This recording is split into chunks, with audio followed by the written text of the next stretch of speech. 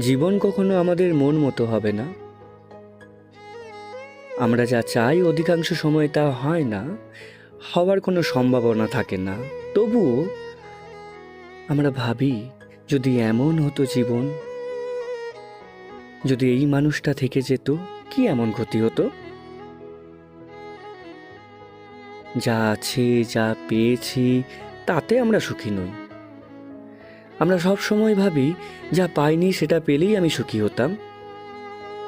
মূলত আমরা অপ্রাপ্তিটাকেই সুখ বলে ভেবে নিই। আমরা চিন্তা করি, অতিরিক্ত চিন্তা করি, তারপর সব কিছু এলোমেলো হয়ে যায় আর হতাশার সাগরে ডুবে যাই।